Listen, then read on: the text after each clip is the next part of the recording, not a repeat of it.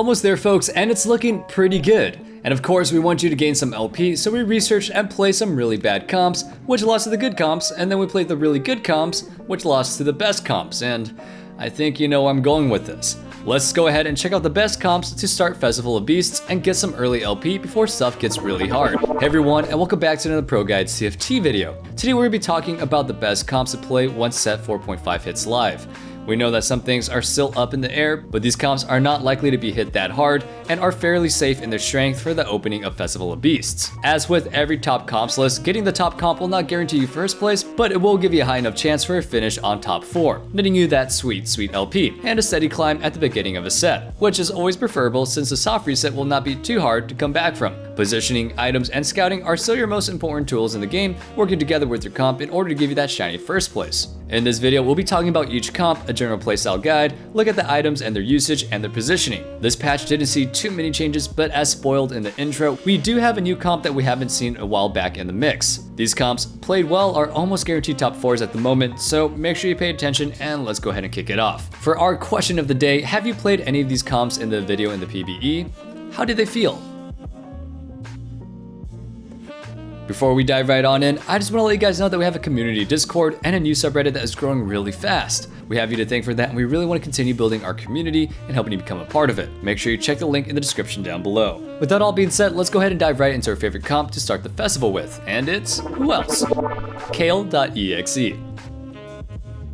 Yeah, we're gonna have fun and name the comps ourselves, ignoring any fancy names that other people have found for them. We only have so many joys in life. Kale is back, baby, and she is as strong as predicted.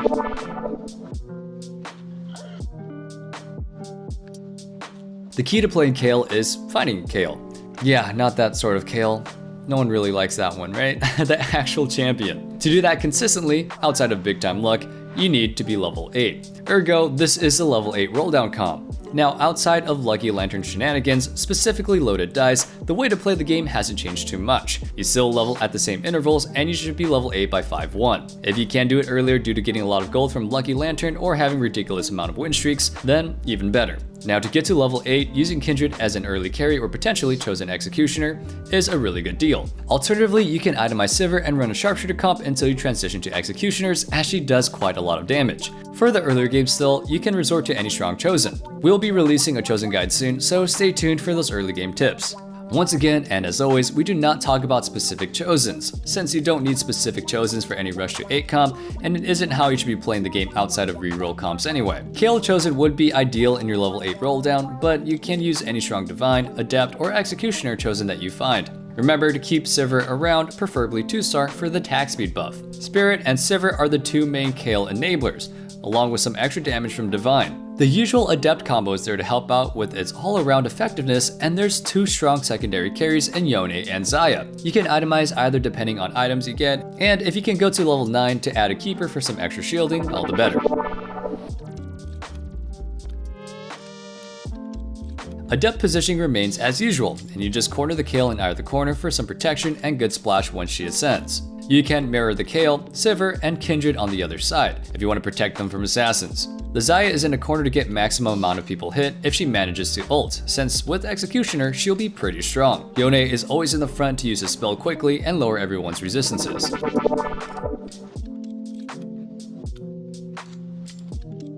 Since Kale is the same as set 3, her items didn't really change. You still want Rapid Fire Cannon and Ginsu's in a perfect world. Ginsu's is not core and you can replace it with Hand of Justice fairly early, especially if you have a couple of Zeeks on Sivir. The third item is Quas or GA, with a preference to Quas due to Aatrox, Blitzcrank Ornn items, and so on. We already mentioned Zeeks for Sivir. Definitely a super strong item, and then you can pop the rest of the items that you get on Yone or Xayah. Let's move on to our next comp. Well, there's a lot of snow, so it's a great time for slaying in Los Angeles. Yep, it's a terrible pun because it never snows here. No, we're not gonna fire the amazing scriptwriter Litiq, but we're getting pretty damn close. Slayers have really strong units, and Olaf coming back with the set 2 kit makes for a really strong combo. The fact that there's many interesting synergies coinciding for this comp, as well as multiple carries, makes it a very versatile and good to climb comp.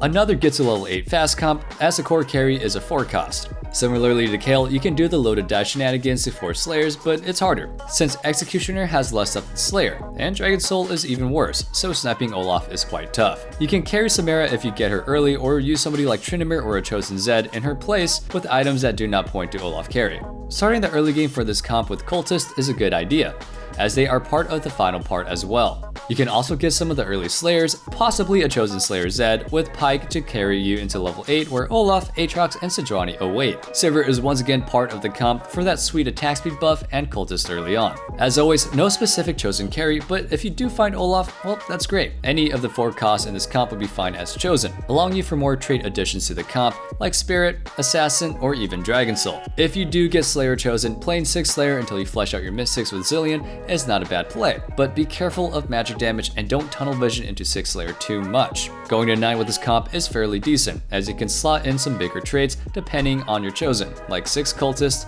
3 Dragon Soul, 4 Mystic, and so on. Do consider if you have the gold and time. Positioning for this is about getting Olaf to use his spell quickly.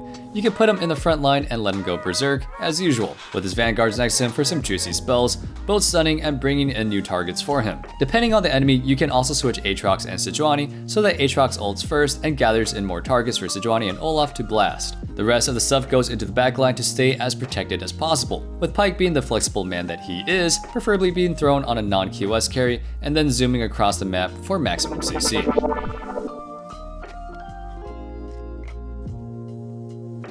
Olaf needs GA and is really strong with Runaan's, which got nerfed specifically for him. The third item can be IE, Deathblade, or even Bloodthirster, with a strong preference towards the first 2. Due to the Slayer trait, Rapid Fire Cannon is not that needed anymore. It's a little bit better to just get as much damage as possible and heal off Slayer instead. Deathblade is slightly preferred, as it ramps his damage up and lets him essentially solo the entire team. Any excess items definitely go on Samara or Zed/Tryndamere until you get her.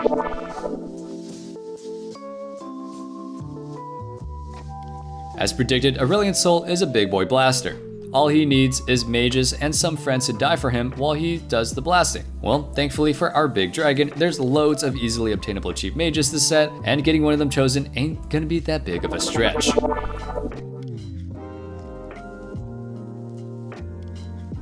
Mage chosen is not necessary for this comp, but if you do get one, it's a strong indication for you to go for it. TF or Veigar can carry Aurelion Soul items until you get the big dragon. This is not a fast 8 comp in the same way as the other 2 are, since you can get decent results with it, or variations of it earlier on. Playing 3 Dragon Soul is not bad until you get more mages, or tapping into Elderwood if your Veigar is doing the heavy lifting. Keeping an extra Veigar or using the consumable to take his items off and onto Aurelion Soul are the 2 best options probably. You can also potentially carry TF chosen early, itemizing him with soul items, and either using the consumable on him or selling him and doing one of the following. Either hunt for another chosen mage, which is ill-advised as it can impede your gold gathering too much, or playing 5 mages and have a chosen work for you, like Sejuani or Aatrox. Soul chosen is obviously the best, but it's not really that necessary. Going to 9 is fairly decent in this comp, as it allows for Dragon Soul or just adding an Ornn and getting some items rolling. You can even replace the Sejuani with a Dragon Soul or Cultist at that point, and you get so many traits out of it, since Ornn is Vanguard Elderwood. Obviously, you can add Ornn at level 8 if you find him as well, instead of Aatrox or Sejuani. Overall, this comp is strong across all points of the game and doesn't really lose in scaling. If you get 7 mage, you aren't afraid of Mystic either, as you can just overpower them with all your spells. Positioning. Usual mage positioning, but with more frontline. Aurelion Soul getting yoinked to the middle is not too bad, since all you want him to do is get a spell off and things get deleted. Lulu can also help him if he gets pulled or sniped by assassins. Putting her next to him is also very good versus assassins, since she will likely hugify herself, providing some extra time for Aurelion to charge up his beam of death. Aatrox is better than Sejuani in this, as he pulls extra targets in for Aurelion to blast, so you position him in the middle instead of Sejuani. Of course, you can mirror this positioning on the other side as well.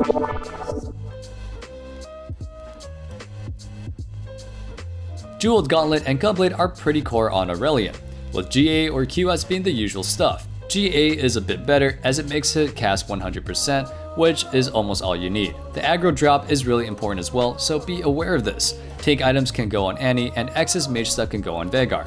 Getting a mage spatula is really good in this comp, as you can get rid of a mage if you have a chosen mage and put in a strong spell user, and then just pop mage cap on them. Alternatively, you can just make Aatrox a mage. That's always a good plan. More bodies for Aurelion to blast.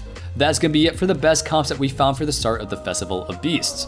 Make sure you try them out in the PBE for a bit and get used to playing them, then take it to the live servers and regain the LP that you lost in the reset. We will be uploading every single week on Wednesday and Sunday, and we can't wait to bring in more Set 4.5 content. Thank you so much for watching, and make sure you check out our TFT content on YouTube and our high elo coaches on ProGuides.com. If you have feedback for us, comment below and we will be lucky to read what you have to say. Best of luck on Wednesday and farm some LP using the must-play comps that you saw here today. My name is Nathan Ng, and as always, stay safe, stay healthy, and have a wonderful day. Peace.